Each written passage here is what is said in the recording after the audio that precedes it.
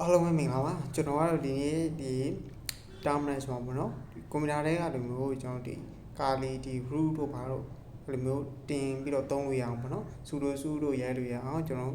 သုံးတဲ့နည်းကိုကျွန်တော်ပြောပြသွားမှာဖြစ်ပါတယ်ဒါကကျွန်တော်ကိုယ့်ဘာသာကိုပြန်ပြင်ပြီးတော့ရေးထားတဲ့ဟာမလို့ဒီကျွန်တော်ဒီ terminal မှာဒီပေါ်တဲ့ဟာတွေကတော့ကျွန်တော်ဒီနာမည်နဲ့ဖြစ်နေပေါ့နော်တော့ပြင်ရင်လို့ရှိရင်ကျွန်တော်ဒီ root တွေက .bshrc ထဲမှာတော့ပြင်လို့ရပါတယ်ဆိုတော့အရင်ဆုံးကျွန်တော်စလိုက်မယ်အရင်ဆုံးကျွန်တော်ဒီ terminal ကိုဝင်ပြီးရင်ကျွန်တော် terminal set story ဆိုပြီးရရမယ်ဘာလို့ဆိုတာကျွန်တော်ဒီ file တွေ permission တွေပါရအောင်ကျွန်တော်က internet story ထဲ permission ရအောင်ကျွန်တော်ကလုပ်တာဖြစ်ပါတယ်ပြီးတော့ pkg install python ပေါ့နော်ဘာလို့ဆိုကျွန်တော်ရေးထားတဲ့ဟာဒီ python ရဲ့ bash ရဲ့ပေါင်းပြီးတော့ရေးထားမလို့ကျွန်တော် python ကို installation လုပ်အောင် okay ခဏလေးစောင့်ပေးပါ yes ပေါ့နော် while နှိပ်ပြင်ရတာပေါ့နော်ဒါကအကြည့်အသေးတိတ်ပြီးတော့ပြဿနာမရှိဘူးပေါ့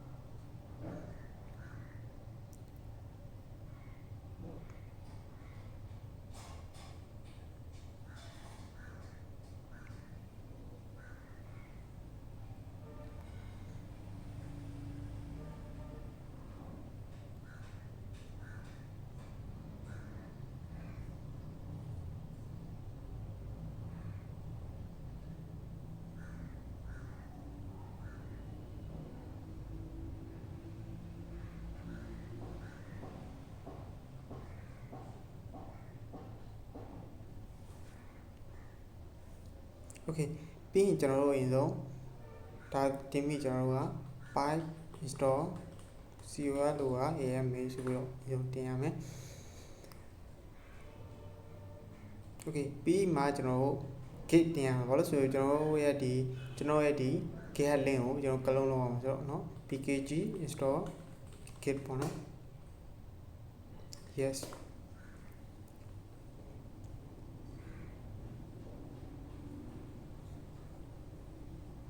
โอเคပြီးကျွန်တော် git ကလုံးလုံးမယ်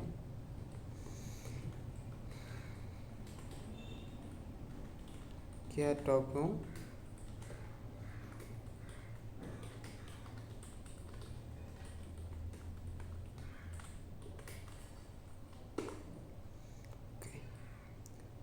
ဒါတော့ဒါကျွန်တော်ကကိုယ့်ရဲ့ဒီ repo ဆိုတော့အလို့ရတာပေါ့နော်ဒါမရလို့ရှိရင်ကျွန်တော်ပေးထားတဲ့ဒီ link ကနေပြီးတော့ဝင်ပြီးတော့ကျွန်တော်တို့ဒီမှာဒီ git ရဲ့ဒီ back down မှာဟိုဟာ copy လုပ်လို့ရတဲ့ link လေးရှင်เนาะအဲ့ဒါကို git ကလုံးဆိုပြီးတော့အဲ့ဒါကို paste လုပ်လိုက်ရတယ်เนาะ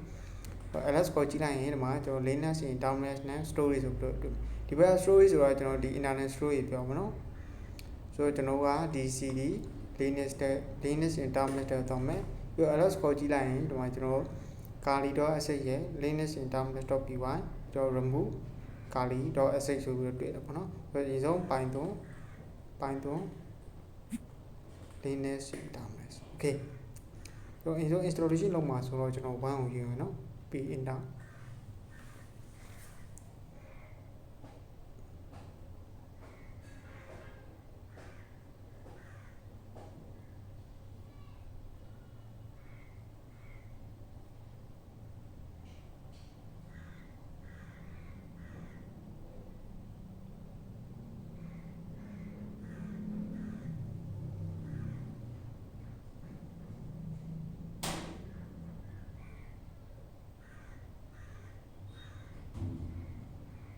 ဒီမှာ default အတိုင်း no ပဲထားမှာနော် enter ခေါက်လိုက်မယ် enter ခေါက်မယ် enter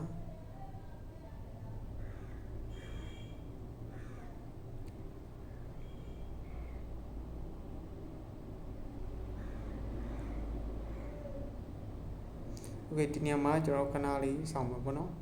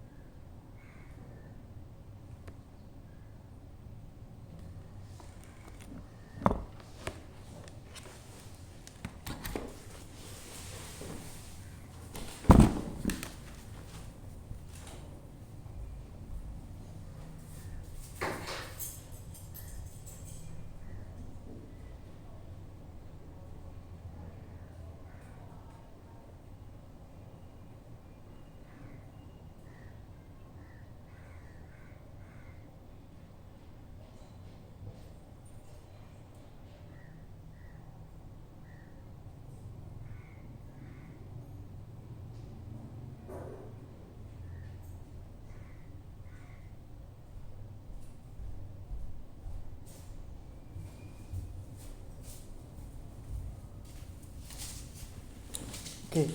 ဆိုတော့ကျွန်တော်ဒီမှာ installation ပြီးသွားပြီဆိုရင်ဒီမှာကျွန်တော်စာရေးပြထားတယ်ပေါ့နော်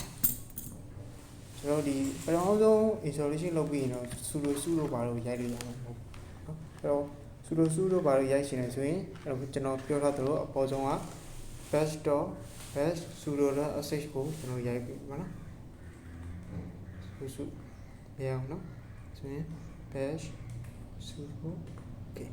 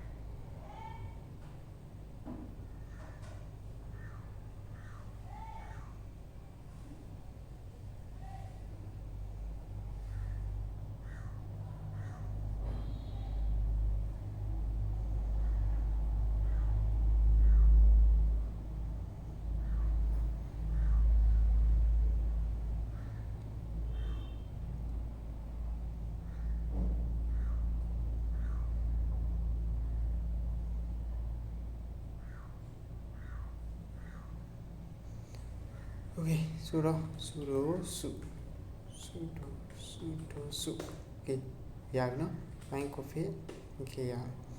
ဆိုတော့ကျွန်တော်တို့ကဒါဆိုရင် okay တော့ပြီနော်ဆိုတော့ exit okay ဆိုတော့ဒီမှာကျွန်တော်တို့ကဒါ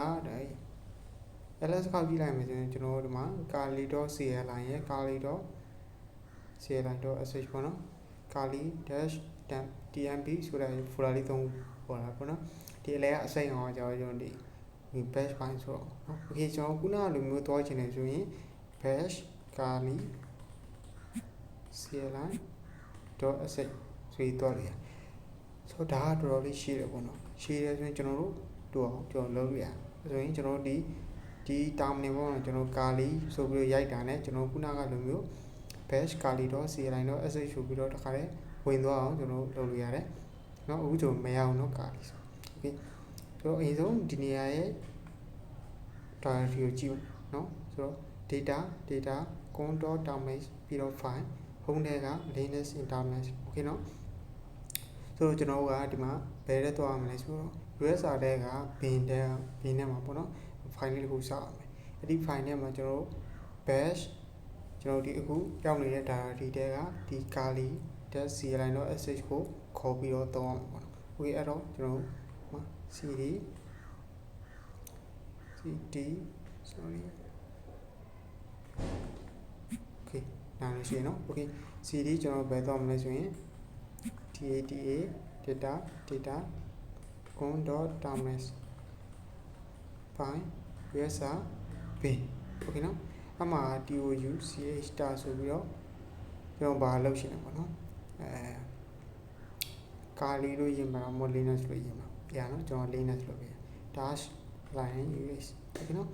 nano line us okay ပြီးတော့ကျွန်တော် comment bsh data con.terminal termus file home တွေက linux line us linux in terminal တွေက kli.cli.sh ပြီး control s control h ပေါ့နော် okay ပြီးကျွန်တော်ဒါ permission ပေးရမယ် chmod plus execute permission ပေးရမှာပေါ့နော် data ဆိုတော့ဒီမှာကျွန်တော်အခြေရိုက်ဆောင်ဘာလို့ဆိုရင်ကျွန်တော် linux ကတခါရှိပြီ sorry okay နော် okay ရအဲ့ဆိုရင်ကျွန်တော် linux ဒါဆိုရပြီနော်ပုံမှန်ဆိုကျွန်တော်အစားကျွန်တော် kali တို့ linux တို့ရရင်မရဘူးပေါ့နော်ဟို linux okay ဆိုတော့ရ ကျွန်တော်ဒီမှာကျွန်တော်အခုရောက်နေတာက US စာတွေကပြင်နေမှာနော် CD သွား CD LinuxInTermux ဆိုကျွန်တော်တို့မှာ install လုပ်မယ်ဆိုရင်ခုနကလိုပဲ Python LinuxInTermux โอเคနော်ပြီးတော့ကျွန်တော်နှစ်ကိုနှိပ်မယ်โอเคနော်ပြီးတော့ exit